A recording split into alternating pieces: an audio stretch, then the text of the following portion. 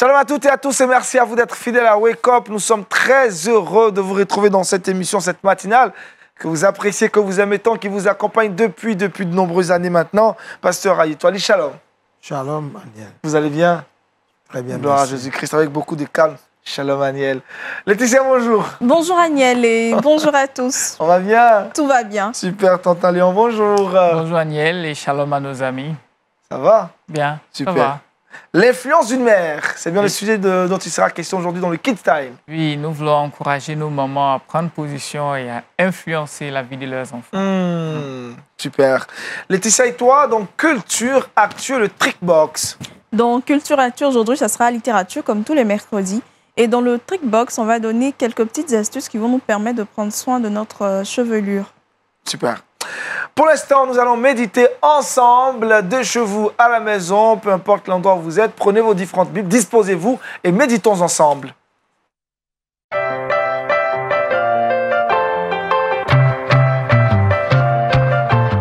Le secret de la paix du cœur. Pasteur Ayitwali. Oui, c'est de cela que nous allons parler aujourd'hui avec l'apôtre Paul. L'apôtre Paul a fait plusieurs fois la prison à cause de l'évangile, dans le cadre de son ministère. Plusieurs fois, il a été battu de verge. Plusieurs fois, il dit avoir été en péril. Plusieurs fois, il a été trahi. Plusieurs fois, il a été déçu. Mais en écrivant de sa cellule de prison, en écrivant aux Philippiens, il leur donne un secret pour avoir la paix du cœur en tout temps et en tout lieu. C'est ce que je voudrais qu'on partage ce matin, parce que chacun de nous a besoin d'avoir la paix du cœur. Vivre sans stress. Ou alors avec un stress minimisé.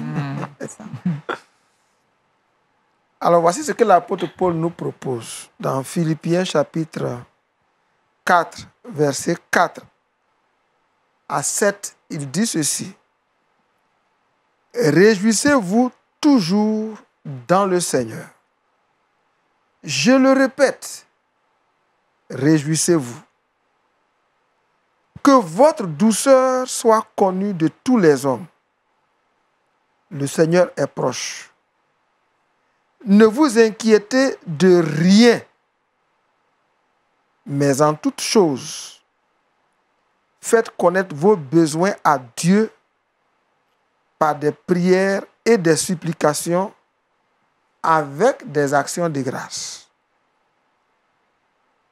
Et il nous indique le résultat, verset 7.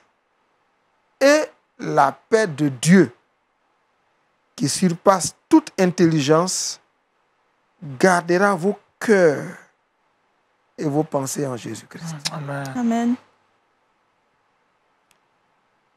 En regardant le texte, on voit que l'apôtre Paul nous dit comment procéder pour avoir la paix du cœur. Donc, il reconnaît que c'est une nécessité pour l'homme d'avoir la paix du cœur. C'est un besoin pour l'homme d'avoir la paix du cœur. Et quand il écrivait aux Philippiens, je le dis, il était en prison. On se souvient que au début de son ministère, sa première prison, il l'a faite à Philippe même. C'est dans cette ville qu'il avait délivré une femme possédée d'un esprit de python, et il avait été emprisonné pour ça. Et voilà que plusieurs années après, il est en prison à Rome et il écrit aux mêmes Philippiens. Il leur donne quelques secrets pour la paix du cœur. D'abord, il faut se réjouir toujours. Il faut prendre la vie du bon côté. Il faut savoir que toute chose concourt au bien de ceux qui craignent Dieu, qui aiment Dieu. Il faut savoir que Dieu est au contrôle des circonstances et des situations. Et puis, de manifester de la douceur, pas de violence. Il faut être calme. Il le dit au verset 5, que votre douceur soit connue de tous les hommes. Pas seulement des gens de votre maison, mais de tous les hommes. Au travail, sois connu comme une personne douce. Dans le marché, sois connu comme une personne douce. Dans le quartier, sois connu comme une personne douce. Transformé par le Saint-Esprit, changé par le Saint-Esprit. Et maintenant, il arrive au point le plus difficile. Ne vous inquiétez de rien. Comment ne pas pouvoir s'inquiéter de quelque chose? Il faut s'inquiéter quand même des enfants. Leur avenir. Il faut s'inquiéter de ce qu'on mangera demain. Il faut s'inquiéter de ce qu'on portera à la prochaine fête. À la fête des mères, comme à la fête des pères, comme à la prochaine convention. Il faut s'inquiéter de notre carrière. Et ce sont ces choses-là qui nous absorbent tout le temps. Mais l'apôtre Paul dit, ne vous inquiétez de Rien. rien. Nothing. Ne vous souciez de rien. Ne vous faites pas de soucis pour rien. Ne laissez pas votre repos et votre tranquillité être perturbés. Votre tranquillité être dérangée par quoi que ce soit.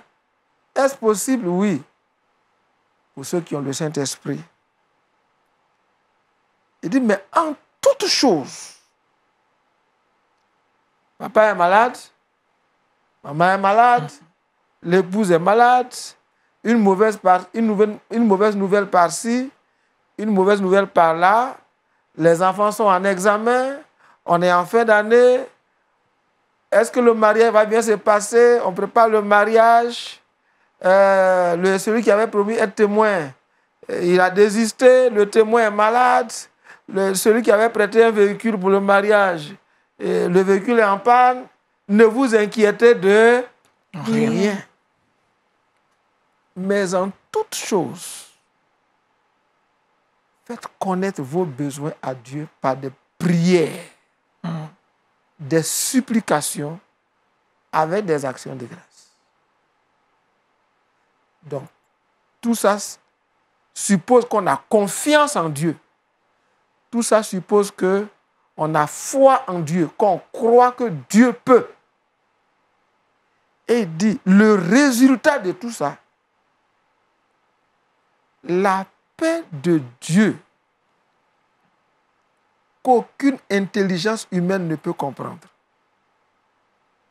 qu'aucun raisonnement humain ne peut comprendre, qu'aucune logique humaine ne peut comprendre, va garder vos cœurs et vos pensées en Jésus-Christ. Beaucoup de personnes n'y parviennent pas parce qu'à peine on confie un problème au Seigneur, dans la méditation, comme on va le faire, dès qu'on dit Amen, on reprend le même on reprend le même fardeau. Il y a un monsieur qui était malade, un frère, et le groupe de frères, les intercesseurs sont allés à l'hôpital, au 10e étage de l'immeuble de l'hôpital. Ils ont prié, oh Seigneur, nous te faisons confiance, nous savons qui tu es, tu as guéri ceci, tu as guéri ça. Et puis, quand ils ont demandé à partir dans l'ascenseur, il y en a un qui demande, le malade il s'appelle Jean. Et le malade qui demande aux autres, le frère Jean, que va devenir son épouse? À peine ils viennent de proclamer que Dieu est tout puissant, Dieu est capable de tout. Dans l'ascenseur, maintenant, il se demande que va devenir son épouse. Son épouse, il envisage même déjà la mort. Il voit la soeur comme une veuve. Paul dit, ne vous inquiétez de rien. Déposez vos fardeaux aux pieds du Seigneur. Et la paix de Dieu, qui surpasse toute intelligence, la paix de Dieu que personne ne peut comprendre, gardera vos cœurs et vos pensées en Jésus-Christ. Le vent est-il contraire? Ne vous inquiétez de rien. Amen, amen. Dites simplement au Seigneur, Seigneur, Le vent est contraire. Le vent est contraire. Le vent me pousse en arrière. Mais je te confie cela. Le Seigneur est capable de changer la direction du vent. Amen. Peu importe les circonstances, les situations du moment, ne vous inquiétez de rien. Nous sommes tous dévorés par les inquiétudes, fragilisés par les inquiétudes. Mais le Seigneur nous donne le secret pour avoir une journée de paix, une semaine de paix, Amen. un mois de paix et une année entière de paix. Et pourquoi pas une vie toute entière de paix, d'une paix qui surpasse toute intelligence. Jésus-Christ va le produire en nous si on sait se décharger sur lui de tous nos soucis. Amen. Amen. Amen. Amen. Merci, pasteur. Le secret de la paix du cœur. Laetitia, question, pasteur? Pas spécialement. Pas spécialement. Pas spécialement, mais au travers de l'exhortation que le pasteur vient de faire, on comprend aisément qu'il est important de véritablement s'abandonner aux pieds du Seigneur et lui-même, il se chargera de faire ce qui est bien pour nous. Pas ce qu'on veut forcément, mais ce qui est bien pour nous. Ah, c'est clair ça. Tonton Léon se réjouit dans le Seigneur. La seule raison qui doit pousser un chrétien à se réjouir, c'est dans la présence du Seigneur, comme l'apôtre Paul le dit. Philippiens 4:4. Parce que c'est en lui que cette réjouissance-là est totale. Oh. Ailleurs, elle est limitée. On va faire une fête, on va bien manger, après on est rassasié, et puis bon, voilà, on pense au prochain repas. Ça. Mais là, c'est total, c'est lié à pleine joie, à notre vie, à notre salut et tout ça. Voilà. Et si tu permets, pendant que le pasteur parlait, il y a ça qui est venu dans ma tête, la paix qui surpasse toute intelligence. Et à paix, on est en paix dans des périodes où on n'a pas de soucis. Ça, c'est l'intelligence. C'est quand tout va bien. Ça, c'est une paix liée à notre intelligence. Mais la paix qui surpasse toute intelligence, c'est cette paix-là qui est constante, que tout aille bien ou que tout aille mal. Cette paix-là demeure, celle que Christ nous donne. Elle va au-delà de la compréhension, de la définition de la paix que les hommes peuvent donner. Pasteur, comment savoir si on a cette paix qui surpasse toute intelligence? Vous l'avez, vous, cette paix? Oui. Être calme dans toute situation. Vous avez parlé justement de cette douceur-là, cette douceur que tout le monde doit connaître. Est-ce que c'est possible de rester doux en toutes circonstances? C'est quoi cette douceur-là? De quelle douceur il s'agit en réalité? C'est la douceur qui exprime la vie de Christ. Christ a été doux en tout temps. On l'a injurié, on l'a contrarié, on a craché sur lui, alors qu'il avait le pouvoir de faire descendre une légion d'anges pour se défendre. Il s'est laissé prendre par des vulgaires bandits, des vulgaires personnes, sur qui il pouvait souffler. Mais il sait que à la fin, il aura la victoire. Yes. Donc, cette douceur et cette paix que nous recherchons, c'est la paix qui nous permet de savoir que, dans tous les cas, à la fin du film, je serai vainqueur. Je serai vainqueur, yes. Même si le bandit, il est dangereux, il saute. On est tranquille parce que le Seigneur nous donne la victoire en tout. Il nous fait passer par des vallées, par des tumultes, juste pour nous enseigner quelque chose, mais on croit que à la fin, on est vainqueur. Comme Job, il a été malade, mais il savait quand même qu'à la fin, il serait vainqueur. Quand sa femme lui a dit, maudit Dieu est mort, il dit non. Le même Dieu qui nous a enrichis hier, c'est lui qui nous rend pauvres. Regardons faire. Et à la fin, il a eu raison. Et nous devons développer ça parce que c'est le quotidien de chaque homme. Ce n'est pas aujourd'hui, c'est demain. Donc, il faudrait qu'on apprenne à se laisser envahir par la paix. Cette paix qui surpasse toute intelligence. Cette paix, quand la barque est secouée, cette paix qui permet à Jésus de dormir, alors que les disciples sont agités. On le réveille, on dit, mais ne t'inquiète pas de ce que nous mourrons. Nous sommes inquiets et toi, tu dors. Jésus sait que rien ne peut avoir raison de lui. Rien. Et nous devons aussi croire que Christ en nous, c'est l'espérance de la gloire. Amen. Amen. Il ne faut pas que ce soit juste des paroles. Juste un exemple. Hein. Il y a une dame que je devais déposer à l'aéroport. Et nous sommes tombés dans un terrible embouteillage. Mais tout laissait croire qu'elle allait rater son vol. Mais elle bénissait Dieu dans la voiture. Elle était calme. Elle sait qu'il racontait des histoires pour amuser tout le monde. Mais Léopoldine,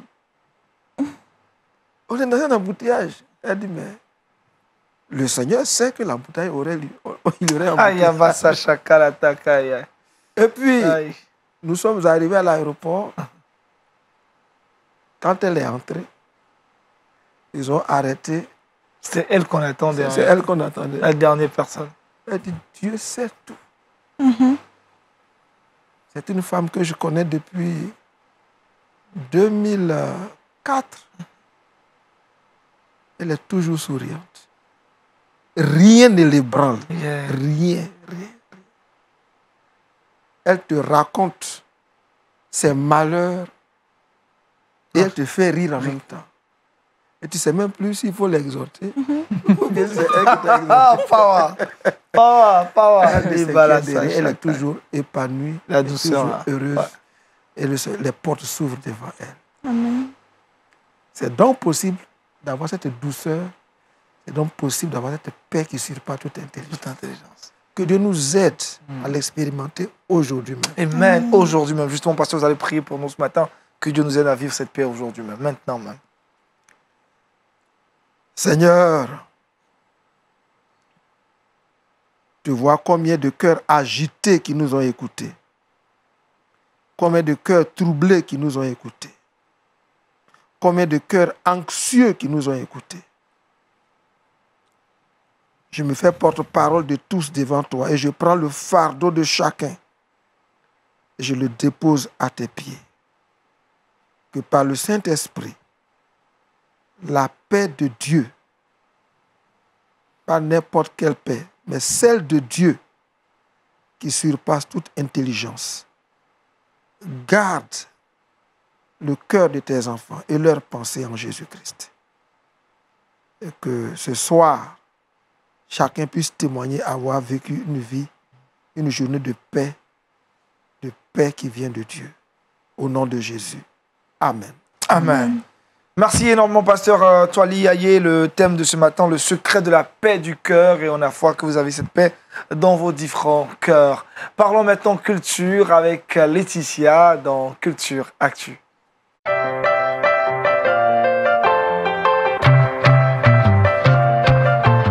C'est mercredi et tous les mercredis, Laetitia a entrepris de nous proposer des ouvrages. Aujourd'hui encore un ouvrage à l'affiche. L'ouvrage à l'affiche de ce jour, ce serait La fille de la photo. La fille de la photo, c'est une image qui nous a bouleversés. Voilà, on a vu une photographie d'une petite fille qui courait, qui fuyait les flammes pendant la guerre du Vietnam. Voilà, elle a fait le tour du monde, cette photo-là, a attiré l'attention du public sur l'horreur même qui était durant cette guerre-là. Voilà. La fille de la photo, ça fait, on va dire, l'objet d'un ouvrage qui est sorti en 99. Mais cette fois-ci, cet ouvrage-là, dont je suis venue parler aujourd'hui, est écrit par l'auteur même, par la fille de la photo en question. Voilà. Alors cet ouvrage-là s'appelle « Sauver de l'enfer ». « Sauver de l'enfer » va retracer justement l'histoire cachée derrière la photo que l'on a pu connaître, que l'on a vu durant toutes ces années-là, depuis 1972, quand a eu lieu la guerre du Vietnam, jusqu'à aujourd'hui.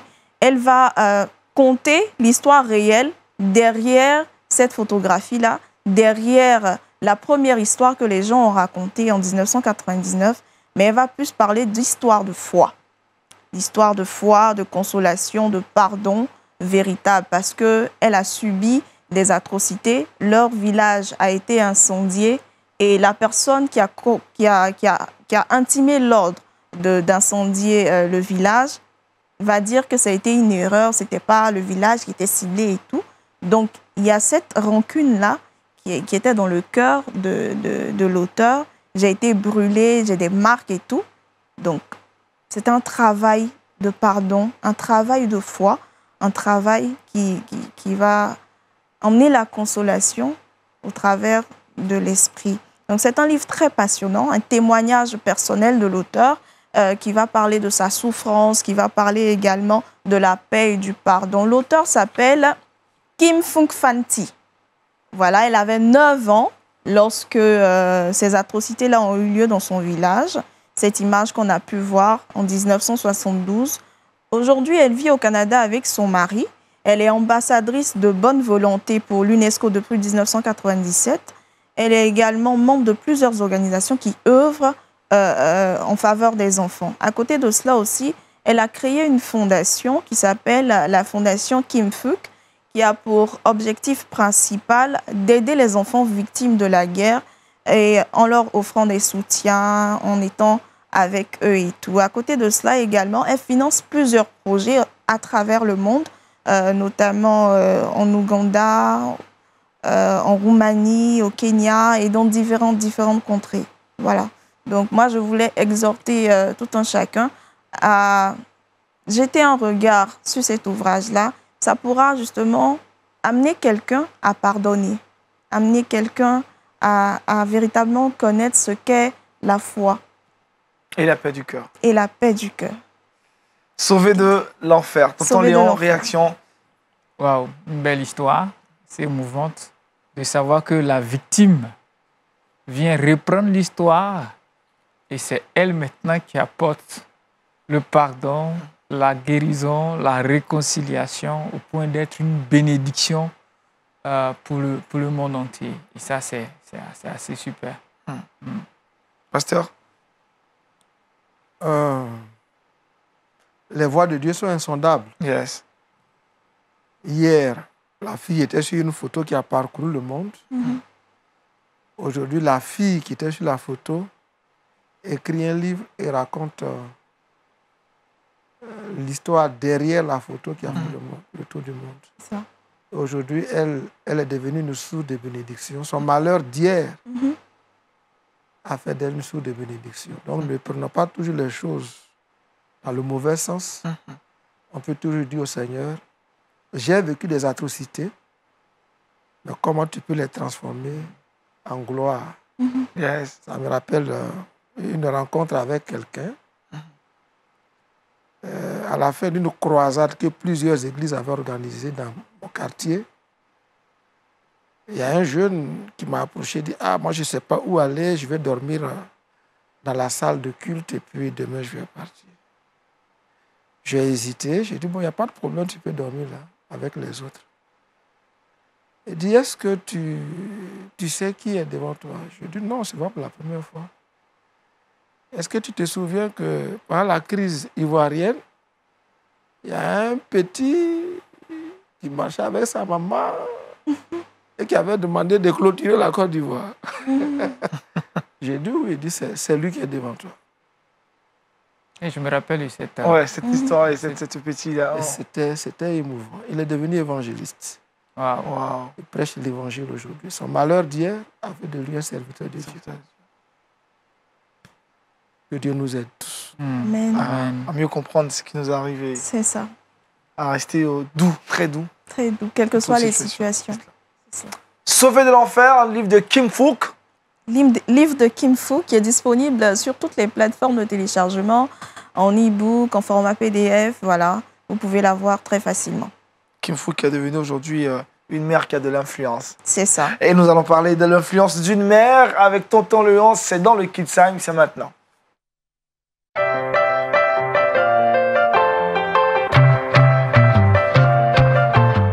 L'influence d'une mère. Tout à fait, merci Aniel. Nous connaissons l'importance de la femme, d'abord. Depuis, dans le livre de Genèse, Dieu a dit qu'elle est une aide semblable. Voilà. Et ça prouve sa place, son rôle, l'importance de ce qu'elle joue dans la vie d'une famille, d'un homme d'abord, en tant qu'épouse, mais en tant que porteuse de vie. Elle porte la vie, elle reçoit la vie, elle garde la vie, elle transforme la vie jusqu'à la rendre vivante, jusqu'à ce que l'enfant vienne au monde. Et tout ce processus-là, c'est la femme. Et ce qui veut dire que c'est un être absolument merveilleux. Et quand l'enfant est venu au monde, il y a toute l'influence d'une mère. Et j'aimerais encourager les mamans à réaliser leur place, leur rôle, et combien de fois elles peuvent façonner la destinée de leurs enfants. On le voit dans la Bible, il y a plusieurs personnages bibliques de femmes. Esther, comment Esther a travaillé à délivrer tout le peuple d'Israël. Voilà.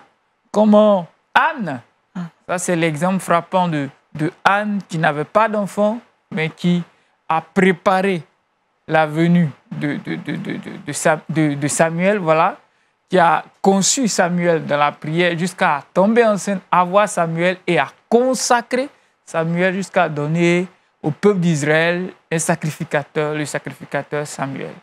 Donc l'impact et l'influence d'une mère est extrêmement importante dans la vie de nos enfants. Et dans l'histoire, il y a plusieurs femmes qui ont influencé comme ça, que ce soit au niveau du corps de Christ ou bien au niveau même de la société. Toujours est-il que c'est des femmes qui ont pris leur place. On pourrait parler de Susanna Wesley. Quand on parle de Susanna Wesley, ça fait penser à John Wesley. Quand on parle de John S. Wesley, ça nous fait penser à l'église méthodiste. Voilà, Suzanne a offert au monde Charles et John Wesley. Elle avait 19 enfants.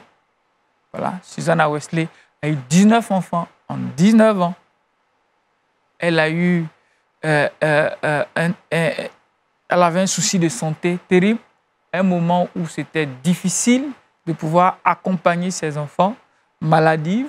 Elle a été même abandonnée à un moment donné par son mari pendant plus d'une année. Donc, dans tout ce cafouillage, Susanna Wesley a gardé la foi, a prié, a enseigné la parole de Dieu à ses enfants et elle a offert au monde, je le dis toujours, 2 enfants qui sont une référence, qui sont une bénédiction. Et Charles et John Wesley sont cités parmi les réformateurs, ceux qui ont apporté l'évangile au monde entier. On pourra citer la mère de Hudson Taylor. Hudson Taylor qui est le précurseur de la mission en Chine. Voilà, en Chine. C'est parti de sa mère qui était en déplacement. Et bien vrai que c'était un couple de pasteurs, Hudson Taylor, lorsqu'il a grandi, à un moment donné, il s'est dit, bon, leur affaire de Dieu, vous voyez les adolescents, à un moment donné, remettre en cause la foi que leurs parents les ont transmis. Voilà. Donc, il était dans cette période assez difficile de sa vie, mais sa mère priait pour qu'il y ait changement, pour qu'il y ait transformation. Et une fois en déplacement hors de la ville, elle s'est dit, Seigneur, je vais rentrer dans la chambre, je vais prier jusqu'à ressentir que quelque chose se passe dans la vie de Hudson Taylor. Tant que je ne ressens pas ça, je ne me lève pas. Et l'histoire dit, au même moment, pendant qu'elle priait, Hudson Taylor visite la bibliothèque où il a l'habitude de partir, de voir tous ses livres chrétiens. Il se lève, tombe sur le passage, tout est accompli. Donc le Saint-Esprit fait son travail, tout est accompli. Mais si tout est accompli, je n'ai donc rien à faire. Qui a tout accompli? Jésus-Christ. Donc si Jésus-Christ a porté, je ne dois pas souffrir de mes fardeaux, je ne dois pas porter mon péché. Jésus-Christ est venu pour me donner la vie et tout ce processus, il s'est mis en une conversion tout seul. Hudson Taylor a accepté Jésus-Christ pendant que sa mère était loin et qu'elle le portait dans la prière.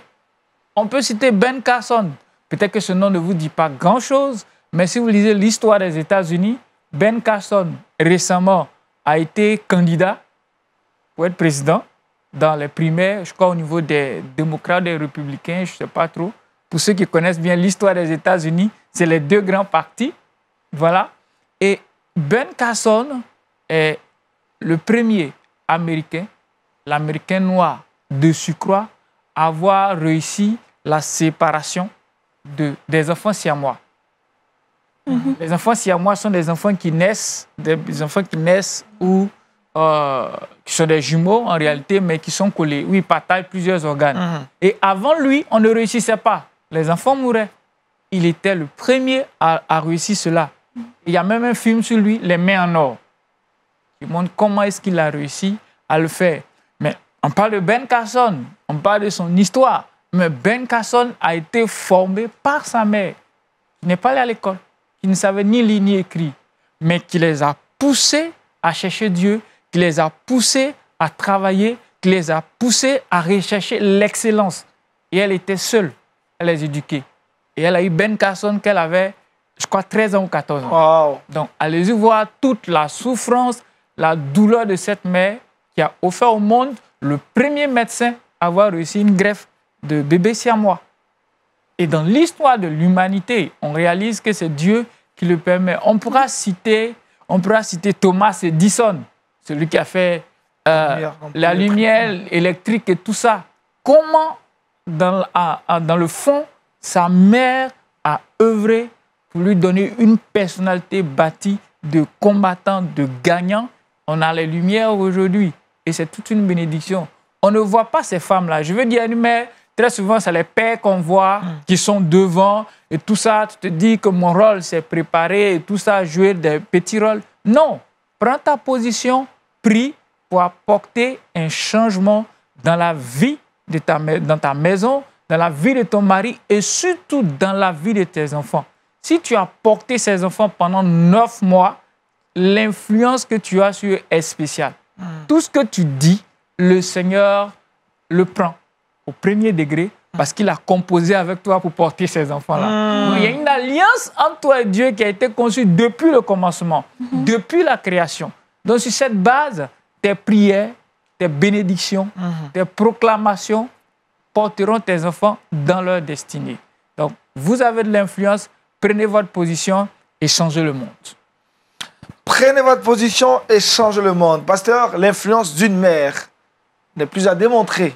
Oui, on pourrait parler de la mère de Timothée.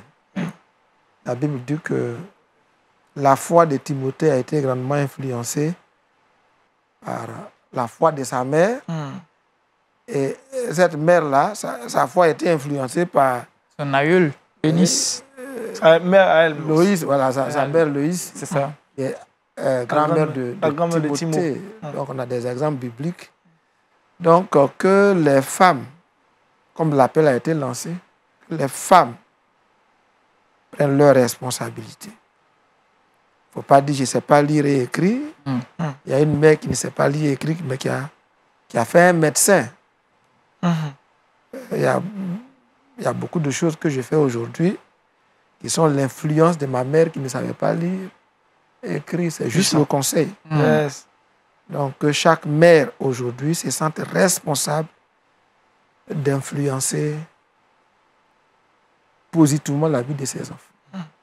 Donc, ça va appeler à un changement de comportement pour être un modèle.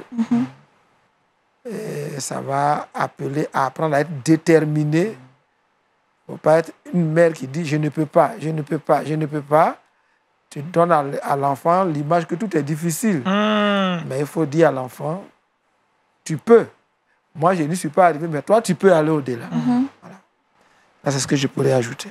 Merci, pasteur. Merci, tonton Léon. L'influence d'une mère, vous êtes formidable. Vous avez vraiment un rôle important à jouer dans la réussite de vos enfants pour changer l'humanité. Merci de prendre vos différentes responsabilités. Retrouvons à présent Laetitia dans le Trickbox.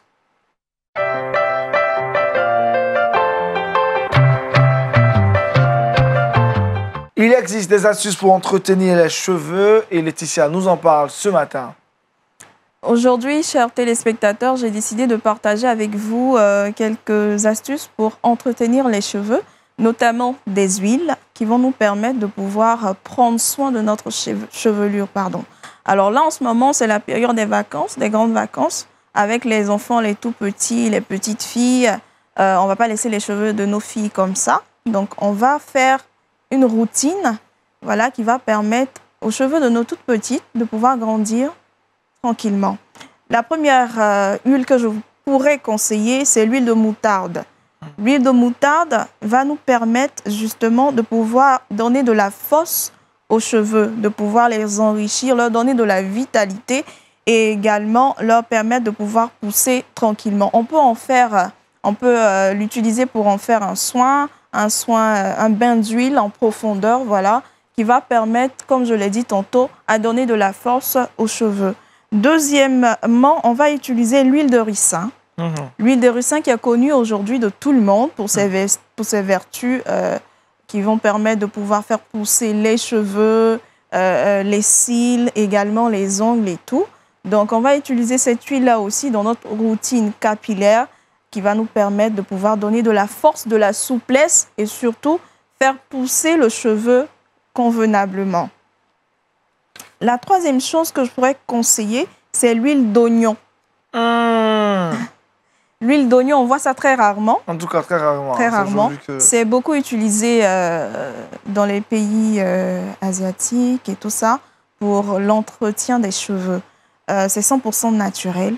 L'huile d'oignon est composée de soufre et de molécules indispensables à la pousse des cheveux. Donc, ça va permettre justement d'avoir une particularité. Et cette particularité-là, ce serait que l'huile va combattre l'alopécie. Voilà.